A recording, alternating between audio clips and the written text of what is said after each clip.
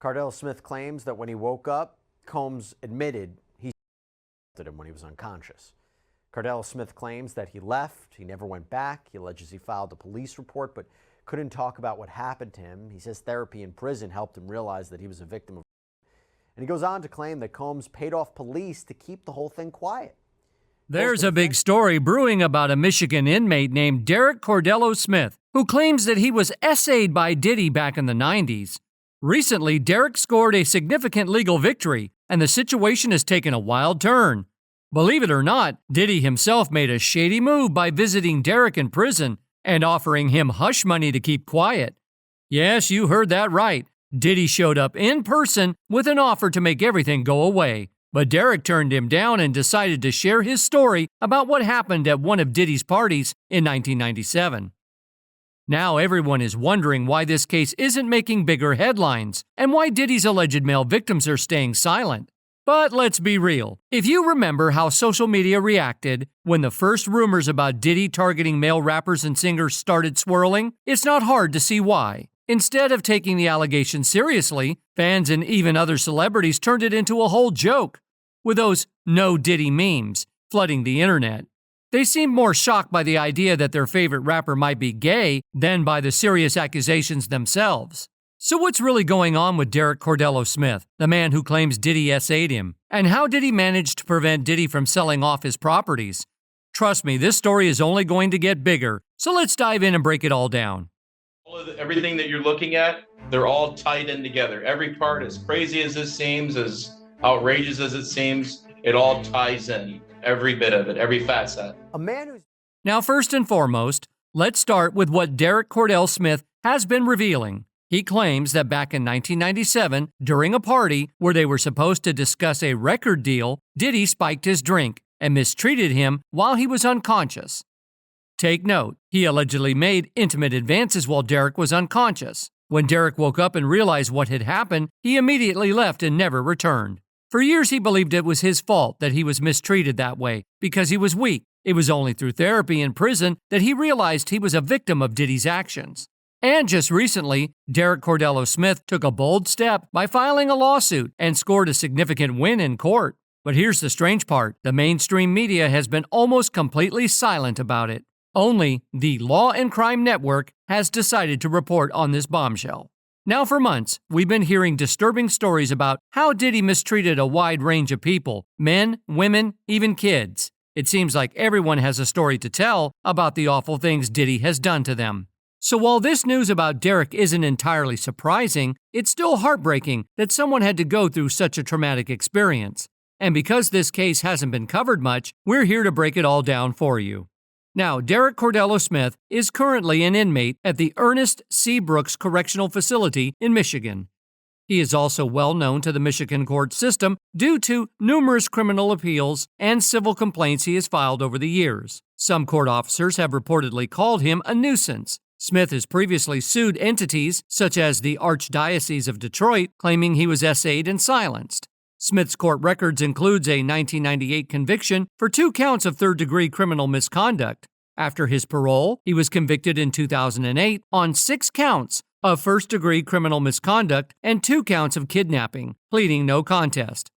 In 2019, he was convicted on 4 counts of first-degree criminal misconduct. Smith has appealed all these convictions, alleging false accusations and police setups. Recently, Smith has attempted to file multiple documents with the Michigan Court of Appeals, many of which were rejected due to incorrect filings. Smith represents himself, which might contribute to these issues. A 2018 opinion from a judge in the Western District of Michigan noted that Smith had filed numerous habeas corpus petitions, all of which were denied, dismissed, or transferred to the Sixth Circuit Court of Appeals. Habeas corpus is a legal challenge to detention, claiming it's unlawful. The judge also mentioned that Smith had filed several petitions related to prison conditions, misconduct determinations, and parole denial. Smith also filed a petition related to a first-degree murder conviction and sentence, though no record of this conviction was found. The bottom line is that Smith is known for being litigious. Whether his claims against Diddy are genuine or part of a broader legal strategy remains to be seen.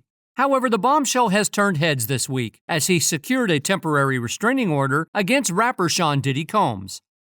During a virtual court appearance, Smith, representing himself, detailed his recent encounters with Diddy, who allegedly visited him in prison twice over the past 2 weeks.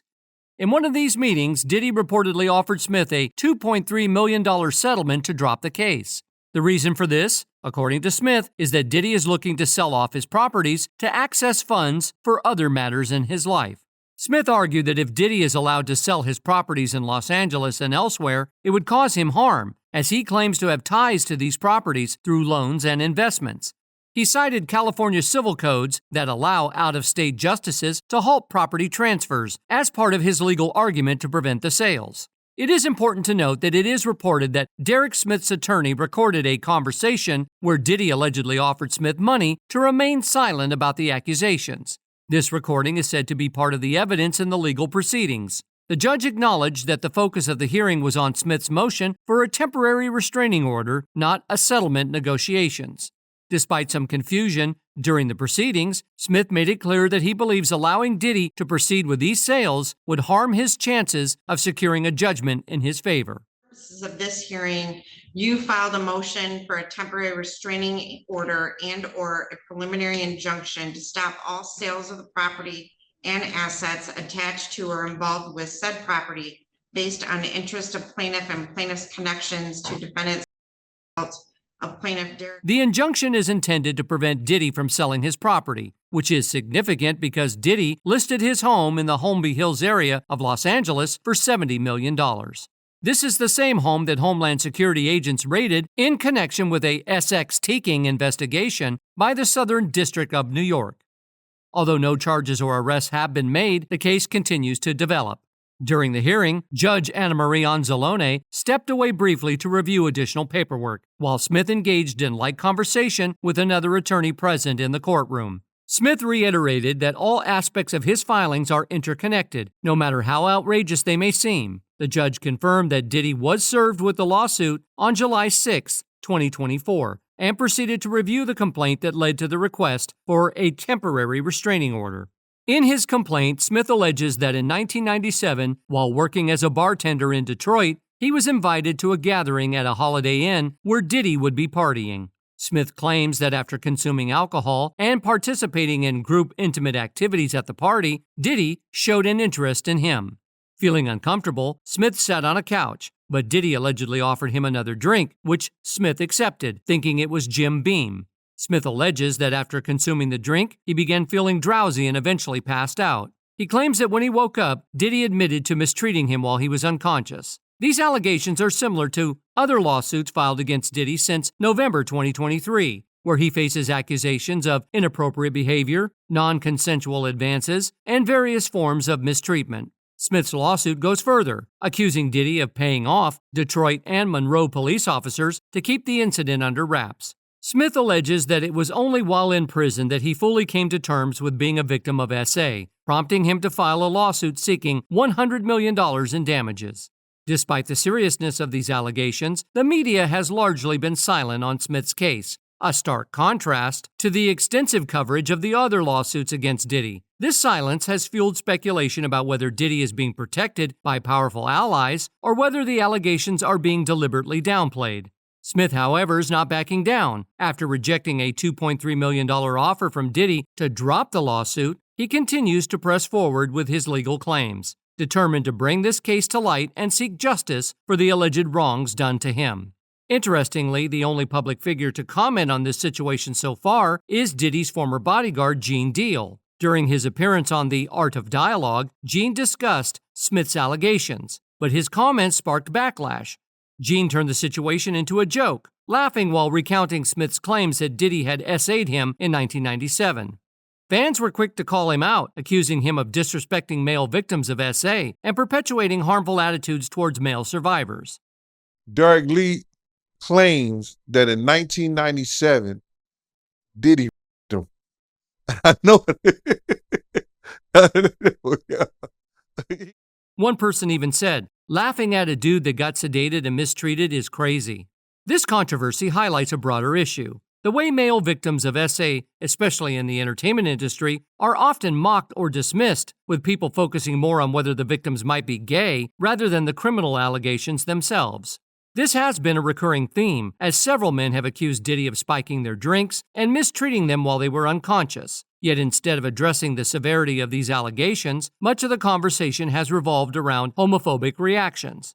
The case of producer Rodney Lil Rod Jones, who filed a lawsuit against Diddy earlier this year, naming several high-profile celebrities, also underscores this troubling pattern. Despite the seriousness of the claims, the focus often shifts to irrelevant details, overshadowing the need for justice and accountability. In Lil Rod's lawsuit, he hints at several high-profile individuals, including a Grammy-winning R&B singer known for legal issues, and a Philadelphia rapper who previously dated Nicki Minaj. The mention of a Super Bowl halftime performer with a successful Vegas residency strongly suggests Usher, who had a close relationship with Diddy from a young age. If these allegations are true, it parallels the troubling R. Kelly-Aaliyah situation, which highlights serious concerns about exploitation and mistreatment. Instead of focusing on these grave allegations, public discourse has largely veered towards sensational aspects, such as Usher's rumored orientation. This shift in focus underscores a broader issue within the media and public sphere, the tendency to trivialize serious accusations in favor of sensational gossip. Meanwhile, Meek Mill's reaction to Lil Rod's lawsuit has been erratic. His responses on social media have fueled speculation and drawn criticism, with some suggesting that the rumors about him might be true. However, rather than addressing the allegations seriously, the internet has fixated once again on Meek Mill's alleged orientation. The situation is further complicated by past allegations against Meek Mill, including accusations of physical mistreatment towards women. Nicki Minaj had previously hinted at Meek's aggressive behavior, and an ex-associate claimed to have witnessed Meek engaging in cruel acts, such as spitting on Nicki and leaving her stranded. These allegations of mistreatment deserve attention and scrutiny, yet the focus remains disproportionately on sensationalist and irrelevant details. Another similar situation that sheds light on the issue is Terry Crews's experience with unwanted contact and his subsequent public response. Crews, who was touched inappropriately by Hollywood agent Adam Vennet, faced significant personal and professional challenges for speaking out. Despite his anger, Crews chose not to retaliate, guided by his wife's advice and an understanding of the potential repercussions. In March 2018, prosecutors decided not to pursue charges against Adam Vennet, citing that the statute of limitations had expired. The incident reportedly took place in February 2016, but Terry Crews did not report it until November 2017. Terry later suggested that his case might have been dismissed because Adam Vennet had connections with the LAPD, being the event chairman of the LAPD Foundation. Terry Crews faced significant ridicule when he finally reported the incident. Many people, including fellow male celebrities, mocked him, questioning how someone as physically strong as him could be a victim. For instance, D.L. Hughley expressed disbelief, saying he couldn't understand how a man with so many muscles couldn't prevent unwanted touching. Russell Simmons, who has faced his own serious accusations and is rumored to have fled to Bali to avoid prosecution, even emailed Terry suggesting he should forgive Adam Vennet. Terry refused to be silenced, sharing the email from Russell, where Russell suggested Terry give Vennet a pass. Terry responded firmly, stating that no one gets a pass. And when Cassie's lawsuit against Diddy emerged, many people quickly dismissed her claims, suggesting she was merely seeking money and should have known what she was getting into. Diddy denied all allegations, with his lawyer backing him up and accusing Cassie of lying for financial gain. However, when damning hotel security footage surfaced, the narrative shifted. Instead of focusing on the real issues, people turned the situation into jokes and memes, particularly mocking the idea that Diddy might have targeted men as well. This shift revealed serious prejudices and blind spots. Instead of treating male victims with the seriousness they deserve, their experiences were trivialized and mocked. Some fans expressed frustration that the opportunity to address male survivors as issues and advocates for men's mental health was wasted on jokes about preferences. Going back to Lil Rod's lawsuits, the buzz around them has really died down over the past few months, and there hasn't been much new information lately, yet there are still some celebrities who continue to criticize Diddy and call him out. One of the most vocal critics is 50 Cent. 50 Cent has made it clear that he plans to produce a documentary that will expose Diddy's questionable activities and those who may have helped him. He shared an article about this project and hinted that he will reveal more about Diddy's alleged wrongdoings. But 50 Cent isn't stopping with just Diddy. He also plans to investigate Jay-Z's possible involvement in similar controversies. When news broke about federal authorities raiding Diddy's home, 50 Cent jumped at the chance to remind everyone about his documentary project. He even posted a meme that poked fun at Jay-Z, suggesting that Jay-Z might be the next person to face scrutiny. As reactions to these developments came in, people were split. Some cheered 50 Cent for his courage, seeing him as a bold truth-teller who isn't afraid to challenge powerful figures. Others, however, warned about the risks of taking on two of the biggest names in the music industry, cautioning that there could be serious consequences for trying to expose them. Another outspoken critic is Jaguar Wright, who has been vocal about Diddy's alleged wrongdoings long before the lawsuit surfaced. She was one of the first to accuse Diddy of mistreating Cassie, and even advised his then-girlfriend, Young Miami, to leave him just as Cassie did. This was all brought to light well before the lawsuits were filed. When the lawsuits did come to the public's attention, Jaguar Wright didn't hold back. She continued to share what she knew about the industry, including claims that Jay-Z's behavior is even worse than Diddy's. Circling back to Derrick Cordello Smith, it's essential to reflect on the broader implications and significance of his case, both for him and for others who find themselves in similar situations. Smith's pursuit of justice against Sean Diddy Combs represents more than just a personal battle. It symbolizes the struggles faced by many who seek accountability and restitution in high-stakes legal confrontations.